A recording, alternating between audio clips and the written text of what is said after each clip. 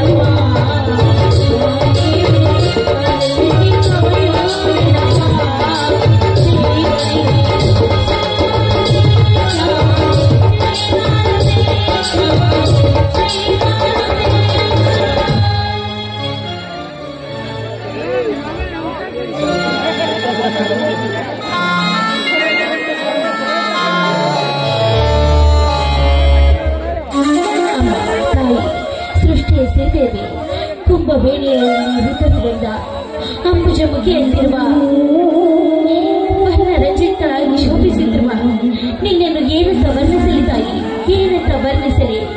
ಈ ಬಡ ರೈತರಿಗೆ ಎಡೆ ಮಾಡಿ ಉಳಿಸಿದ ಮಹಾತಾಯಮ್ಮ ನೀನು. ನಿನಗೆ ಅನಂತ ಅನಂತ ಕೋಟಿ ನಮಸ್ಕಾರಗಳು. ಹಗಲು ರಾತ್ರಿ ಎನ್ನದೆ ನಿನ್ನ ಸೇವೆ ಮಾಡುತ್ತಿರುವ ನನ್ನ ಪತಿ, ನನ್ನ ಮೈದನರ ಚಿಂತೆ ಸದಾ ನಿನಗಿರಲಿ ತಾಯಿ, ಸದಾ ನಿನಗಿರಲಿ.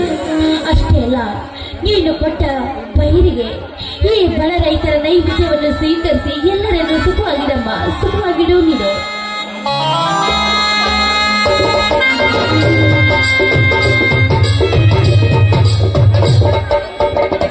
ಗಂಗಾ, ಭೂಮಿ ತಾಯಿ ಕೊಟ್ಟ ಸಿಂಹಾಪುರ ಅಮೃತವನ್ನು ಭೂಮಿ ತಾಯಿಗೆ ಸಿಂಪಡಿಸಿ ಸಂತೋಷವಾದೆಯ? ಹೌದು ಬನ್ನಿ ಸ್ವಾಮಿ. ಇಂದು ಸೀಗೆ ಹುಣ್ಣಿಮೆ. ಈ ಭೂತಾಯಿಗೆ ಸಿಹಿ ಹೋಳಿಗೆ ಮಾಡಿ ಉಣಬಡಿಸಿದೆ, ಮತ್ತಾರಿಗೆ ಉಣಬಡಿಸಲಿ ನಾನು? ಮೊದಲು ಈ ಭೂತಾಯಿ ಶಾಂತವಾಗಬೇಕು, ಆಗ ತಾಯಿ ಬಡ ರೈತ ಮಕ್ಕಳು ಶಾಂತವಾಗಬೇಕು ಸ್ವಾಮಿ. ಈ ತಾಯಿಯ ಸೇವೆ ಮಾಡುವ ಭಾಗ್ಯ ನಮಗೆ ದೊರಕಿದ್ದು ನಮ್ಮ ಪುಣ್ಯ ಸ್ವಾಮಿ, ನಮ್ಮ ಪುಣ್ಯ. ಮೊದಲು ಈ ಭೂತಾಯಿಗೆ ನಮಸ್ಕರಿಸಿ ಪ್ರಸಾದ ಸ್ವೀಕರಿಸಿ ನೀವು. ಆಯ್ತು ಕಣೆ.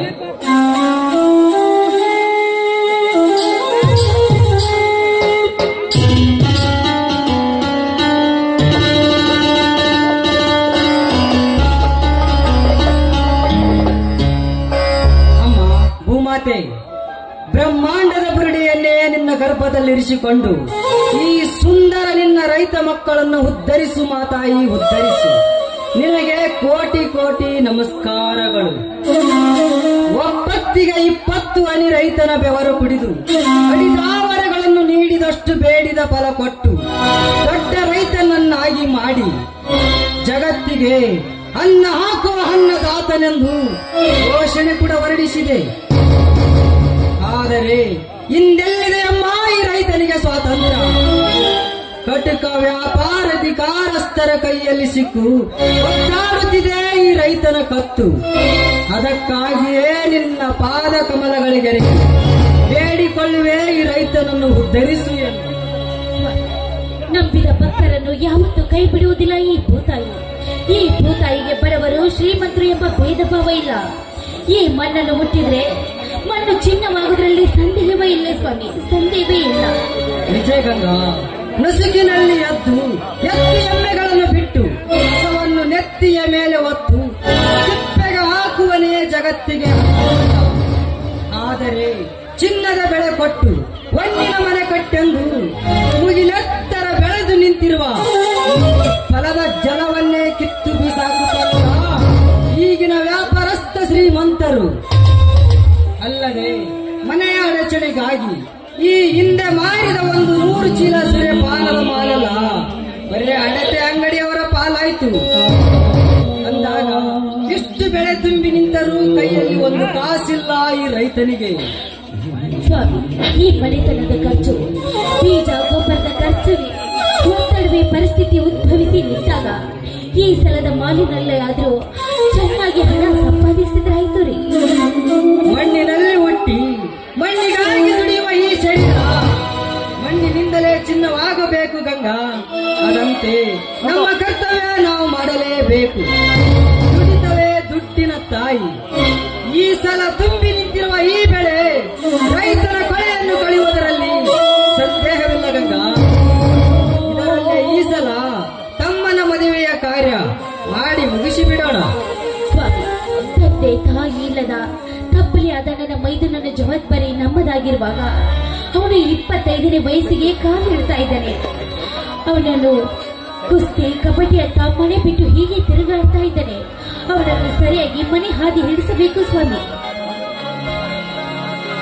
ಹೌದು, ನನ್ನ ತಮ್ಮ ಅಲ್ಲೆಲ್ಲ ತಿರುಗಾಡಕತ್ತಿರ್ತಾನ.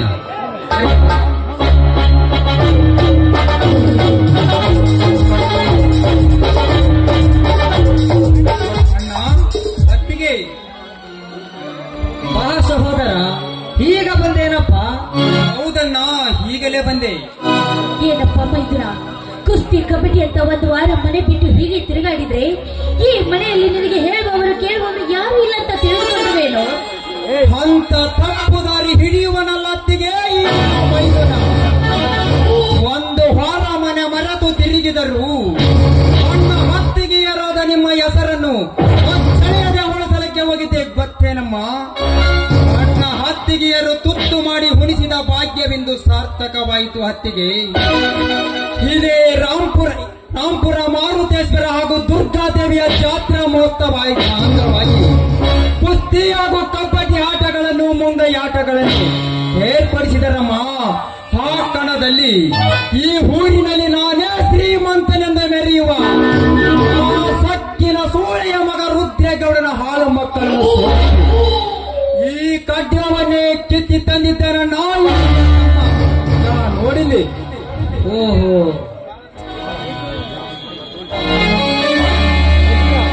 ಬಹಳ ಸಂತೋಷವಾಯಿತು ಸಹೋದರ. ನಿನಗೆ ಅಣ್ಣ ನೆನೆಸಿಕೊಂಡಿರುವ ನನ್ನ ಜನ್ಮ ಸಾರ್ಥಕವಾಯಿತು. ಹುಲಿ ಹೊಟ್ಟೆಯಲ್ಲಿ ಹುಲಿನೇ ಹುಟ್ಟುತ್ತದೆ ಹೊರತು ಇಲ್ಲಿ ಹುಟ್ಟೋದಿಲ್ಲ. ಶಕ್ತಿ, ಈ ಮನೆತನದ ಕೀರ್ತಿ, ನಿಮ್ಮ ಸತ್ಯವರ ಕೀರ್ತಿ ನಿನ್ನಿಂದ ಉಳಿತಪ್ಪ, ನಿನ್ನಿಂದ ಉಳಿತು. ಸತ್ಯ, ನ್ಯಾಯ, ಧರ್ಮಕ್ಕೆ ನೀನು ಯಾವತ್ತೂ ತಲೆ ತಗ್ಗಿಸಲೇಬೇಕು.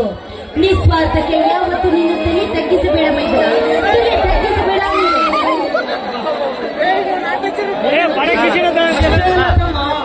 ಭೂತಾಯಿಯ ಮಡಲಲ್ಲಿ ಜನಿಸಿ ಬಂಡಿ ಎಣಿಸಿಕೊಂಡಿರುವ ನಾವು ನ್ಯಾಯಕ್ಕಾಗಿ ರಕ್ತ ಹರಿಯಲಿ, ಭೂತಾಯಿಯ ಸೇವೆಗಾಗಿ ದೇಹ ಬೀಳಲಿ. ಭಾರತದಲ್ಲಿ ಕನ್ನಡ ನಾರಿಯರ ಮಾನ ರಕ್ಷಣೆಗಾಗಿ ಪ್ರಾಣ ಹೋಗಲಿ. ಆದರೆ ಸತ್ಯವನೆಂದಿಗೂ ಕೈ ಬಿಡಬೇಡ. ಪರಸ್ತ್ರೀ ಹೆಣ್ಣನ್ನು ಕಣ್ಣೆತ್ತು ನೋಡಬೇಡ. ನಾಡಿನ ರಕ್ಷಣೆಗಾಗಿ ಭೂತಾಯಿಯ ಮಗನಾಗಿ ದುಡಿಯುವುದು ಮಾತ್ರ ಮರೆಯಬೇಡ. ಅಣ್ಣ, ಸತ್ಯವಾಗಿ ನಿನ್ನ ಮಾತನ್ನು ಜಮದಗ್ನಿಯ ಮಗ ಪರಶುರಾಮ ಎತ್ತ ತಾಯಿಯ ಸಿರಿನುಳೆ ಮಾಡಿ ತಂದಿ ಜಮದಗ್ನಿಯ ಮಾತು ಪಾಲಿಸಲಿಲ್ಲವೇ? ಅದರಂತೆ ಈ ನಿನ್ನ ತಮ್ಮ ಸತ್ಯವಾಗಿ ನಿನ್ನ ಮಾತನ್ನು ಚಾಚು ತಪ್ಪದೆ ಪಾಲಿಸುತ್ತೀನಣ್ಣ. ಶ್ರೀಮಂತ ವ್ಯಾಪಾರಸ್ಥರಿಗೆ ಸಿಂಹದ ಸಿಡಿಲು ಮರಿಯಾಗಿ ನ್ಯಾಯದ ತಲೆಯ ಮೇಲೆ ಕಾಲಿಟ್ಟು ಮೆರೆಯುವ ಆ ರೋಗಿಗಳ ಎದೆ ತಟ್ಟಿ ನಿಂತು ಸತ್ಯದ ಸರಿ ಮಾರ್ಗವನ್ನೇ ನನ್ನೆದೆಗೆ ಅಂಟಿಸಿಕೊಂಡು ಈ ನಾಡನ್ನು ಉಳಿಸುವೆ, ಭೂತಾಯಿಗಾಗಿ ದುಡಿವೆ, ಈ ಭೂತಾಯಿಯ ಮಗನಾಗೇ ಮಡಿವೆ. ಅಂದಾಗ ಸಹೋದರ, ರೈತನಾಗಿ ಹುಟ್ಟಿದರೂ ಸಾರ್ಥಕವಾಯಿತು. ಜಗತ್ತಿಗೆ ಅನ್ನ ಹಾಕುವ ಅನ್ನದಾತನಾಗಬೇಕೆಂದು ಒಬ್ಬರನ್ನು ಜಬರದಸ್ತು ಮಾಡಿ ಒತ್ತಾಯಿಸುವ ಅಧಿಕಾರಸ್ಥರಾಗಬಾರದು. ಇನ್ನೊಬ್ಬರ ಕಾಲ ಕೆಳಗೆ ನಿಂತು ಕೈವಟ್ಟಿ ಸಂಬಳ ತೆಗೆದುಕೊಳ್ಳದೆ 10 ಜನಕ್ಕೆ ತುತ್ತು ಅನ್ನ ಹಾಕುವ ಎತ್ತಿನಿಂದ ಬಿತ್ತಿ ಬೆಳೆದು ಎತ್ತಡೆಯ ಬೆರೆಯುವ ರೈತನಾಗಬೇಕು. ನಿಜ ತಾನೆ? ನಿಜ ಅಣ್ಣ, ನಿನ್ನ ಮಾತು 100ಕ್ಕೆ 100 ಸತ್ಯ. ಏನೇ ಆಗಲಿ ನಂಬಿ ತಿಳಿದುಕೋ ಈ ಮಣ್ಣಿನ ಮರ್ಮವನ್ನು. ಆಯ್ತು ಅತ್ತಿಗೆ, ಇದೇ ಖಡ್ಗವನ್ನು ಗೆದ್ದ ಸಂತೋಷಕ್ಕಾಗಿ ಒಂದು ಹಾಡನ್ನಾದರೂ ಹಾಡಬಾರೇನೋ. ನಿಮ್ಮೆಲ್ಲರ ಸಂತೋಷವೇ ನಿಮ್ಮ ಸಂತೋಷ. ಆಯ್ತು ಅತ್ತಿಗೆ.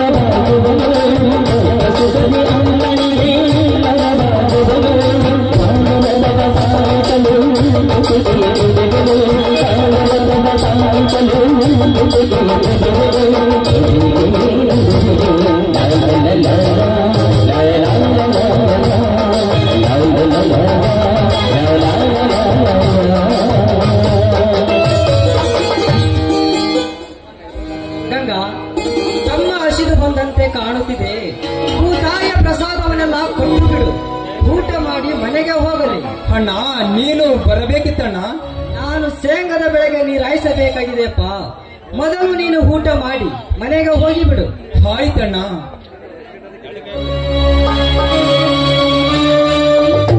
ಎಂತ ತುಂಟನಿದ್ದನ್ರಿ ನನ್ನ ವೈದ್ಯರ.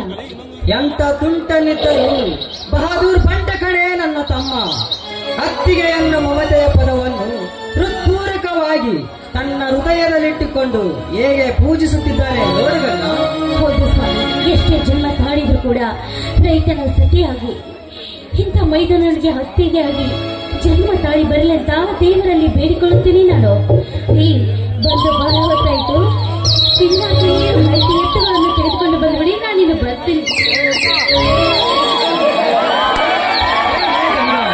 ಹಾಗೆ ಹೋಗುವೆ. ಹೋಗ್ರಿ, ಯಾವಾಗ್ಲೂ ನಿಮ್ಗೆ ಹುಡುಗಾಟವಾಗಿ ಸಣ್ಣ ಮಕ್ಕಳ ತರ ಹಾಲು ನಿಮ್ಮ ಮನ ಕಲಿಯುವುದಿಲ್ಲ. ನನ್ನ ಮನ ಅಷ್ಟೇ ಏಕೆ ಗಂಗ, ಹಸಿರು ಸೀರೆಯನ್ನುಟ್ಟು ಶೃಂಗಾರವಾಗಿ ಸ್ವಾಮಿ ತಾಯಿ ಕೂಡ ತಡೆಯುತ್ತಿದೆ. ಹೌದಾ? ಹೌದು ಕಣೆ.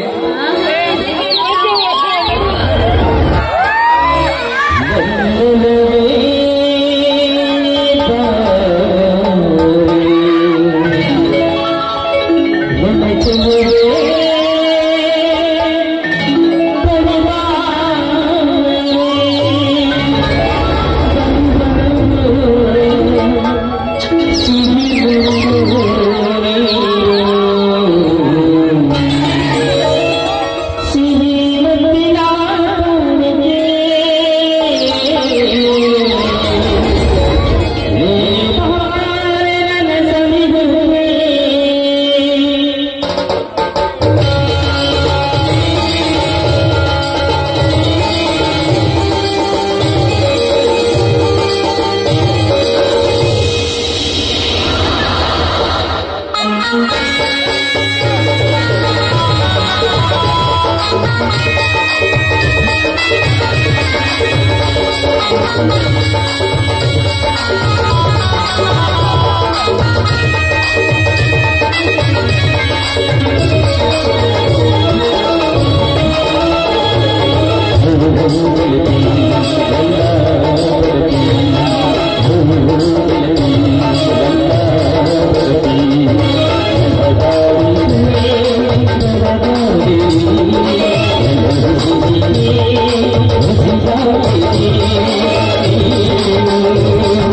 you.